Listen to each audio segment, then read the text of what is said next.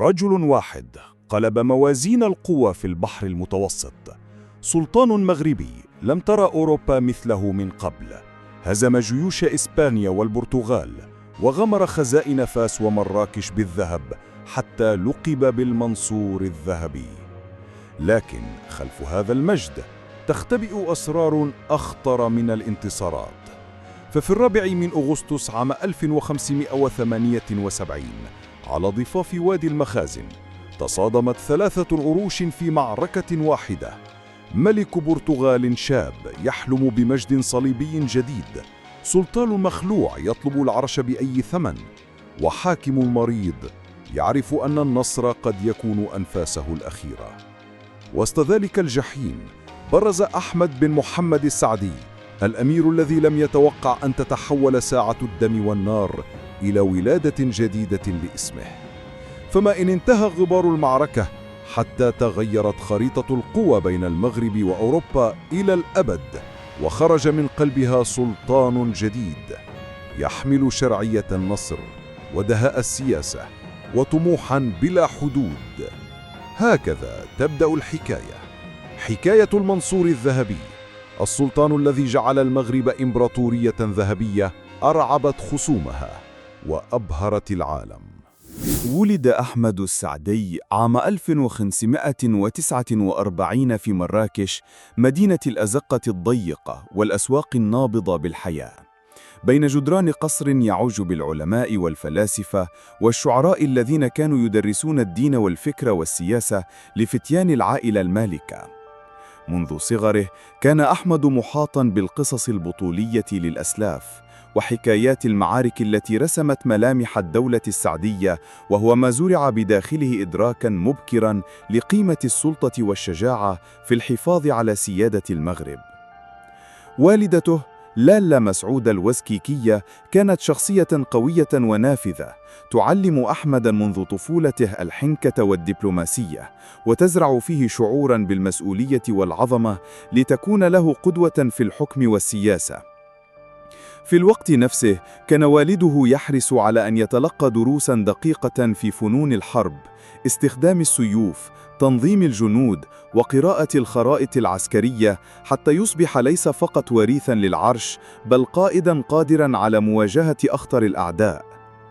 كانت المغرب في تلك الفترة محاطة بالأعداء، البرتغاليون يحتلون الثغور الساحلية، الإسبان يترصبون الفرص للغزو، والعثمانيون يلوحون بتوسيع نفوذهم في شمال إفريقيا.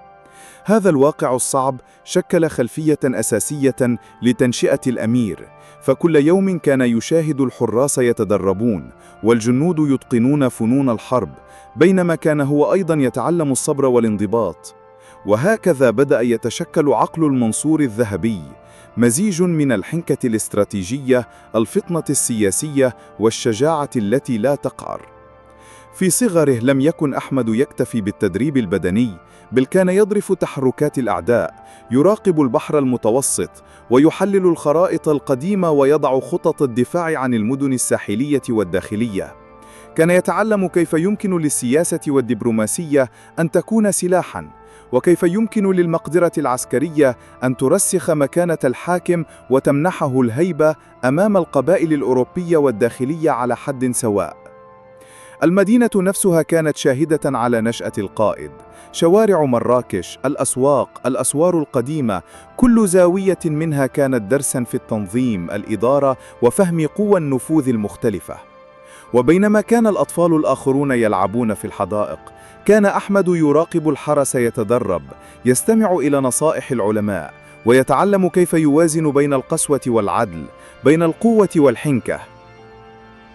وما ميز هذه المرحلة من حياته هو أنه بدأ يعي منذ البداية أن القيادة ليست مجرد وراثة، بل مسؤولية، وأن لقب السلطان يتطلب أكثر من الشجاعة في المعركة، يتطلب ذكاء، رؤية، وفهما عميقا لكل تحركات الأعداء داخليا وخارجيا.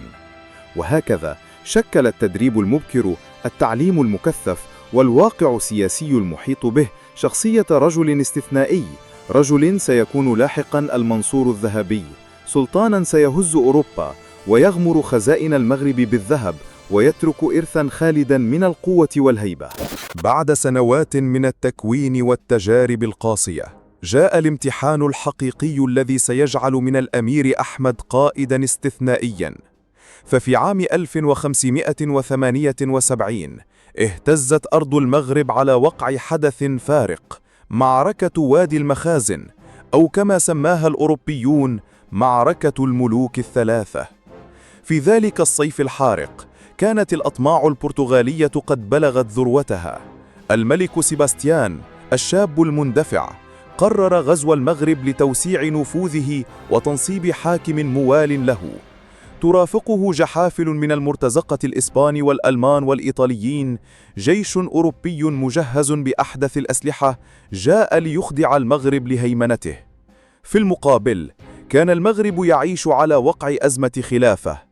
السلطان عبد الملك السعدي شقيق أحمد تولى الحكم بعد صراعات مريرة، لكنه كان مريضاً.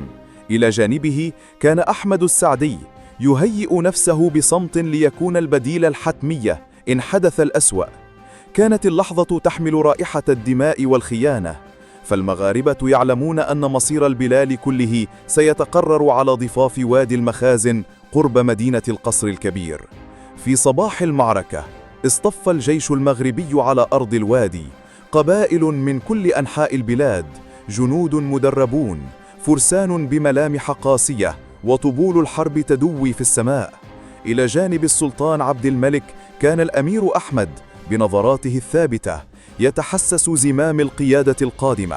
لقد كان يعرف أن هذه اللحظة ستحدد مستقبله ومستقبل المغرب لعقود قادمة. اندلعت المعركة وتحول الوادي إلى جحيم. صهيل الخيول، صرخات المقاتلين، وهدير المدافع الأوروبية قابلتها شجاعة المغاربة في هجوم مضاد مزلزل.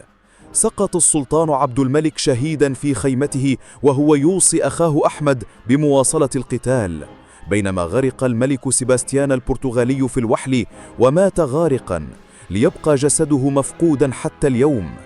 كانت النهاية مأساوية للبرتغاليين، آلاف القتلى والأسرى، وضربة قاسمة لأوروبا بأكملها.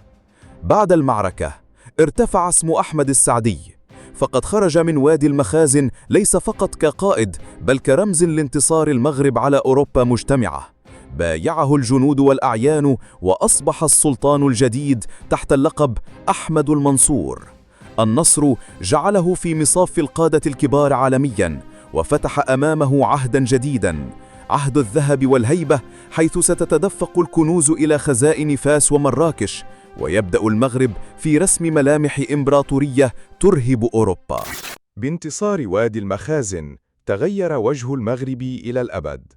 3 ملوك سقطوا في يوم واحد: سيباستيان البرتغالي غرقاً، محمد المتوكل قتيلاً، وعبد الملك السعدي متأثراً بمرضه في أرض المعركة. وبين رماد الحرب برز رجل واحد كخليفة طبيعي لقيادة الأمة: أحمد المنصور. عاد الجيش منتصراً إلى مراكش، والمدينة تتهيأ لمشهد تاريخي لم تعرفه من قبل. أصوات الطبول والزغاريد تتردد بين جدرانها الحمراء، والناس يحتشدون في الساحات والأسواق ليشهدوا تتويج بطل المغرب. في عيونهم لم يكن أحمد مجرد سلطان جديد، بل رمزاً للنصر والسيادة والاستقلال. في قصر البديع، حيث ستخلد فيما بعد أعظم مظاهر مجده، جلس أحمد مرتدياً جلباباً فاخراً مطرزاً بالذهب، وعلى رأسه عمامة بيضاء تليق بمقام السلطان. دخل العلماء القضاة والوجهاء واحداً تلو الآخر ليبايعوه، يضعون أيديهم بين يديه ويعلنون الطاعة له. كانت لحظة تختزل معنى السلطة الشرعية. القوة التي اكتسبها في الميدان تترجم الآن إلى هيبة سياسية لا ينازعها أحد. لكن أحمد لم يرى التتويج غاية بحد ذاته، كان يعرف أن الطريق الأصعب يبدأ الآن. المغرب محاط بالتهديدات، إسبانيا والبرتغال تتربصان للانتقام، والعثمانيون يراقبون من الشرق، والقبائل الداخلية تحتاج لحزم لفرض الطاعة. لقد ورث إمبراطورية في لحظة ضعف، وكان عليه أن يحولها إلى قوة إقليمية تهابها أوروبا والعالم الإسلامي. في تلك اللحظة التاريخية ولد المنصور الذهبي، ليس فقط كسلطان بل كقائد استثنائي يجمع بين الذكاء الاستراتيجي وحنكة السياسي وإيمانه العميق برسالته في الدفاع عن المغرب. ومن قلب مراكش بدأت مرحلة جديدة من التاريخ، عصر الذهب والعظمة والهيبة. المغرب في القرن السادس عشر، دولة لا تعرف الهزيمة. سلطانه أحمد المنصور أغرق خزائن فاس بالذهب بعد الانتصارات الكبرى، وحول المملكة إلى قوة لا تهزم. لكن القوة والثراء كان فقط جزءاً من إرث سيخلده التاريخ. بعد الانتصارات الكبرى على الإسبان والبرتغاليين في معركة وادي المخازن 1578، بدأ المنصور الذهبي في بناء خزائن ضخمة في قصر فاس مليئة بالذهب والفضة والمجوهرات النادرة. لم يقتصر دوره على جمع الثروة، بل نظمها لتكون أداة للدبلوماسية الدولية، فأرسل هدايا فاخرة للملوك الأوروبيين لتعزيز مكانة المغرب في السياسة الدولية. الأسواق في فاس ومراكش ازدهرت، التجارة البحرية مع أوروبا والشرق ازدهرت، مما جعل المغرب مركزاً اقتصادياً لا يضاهيه أحد في شمال إفريقيا.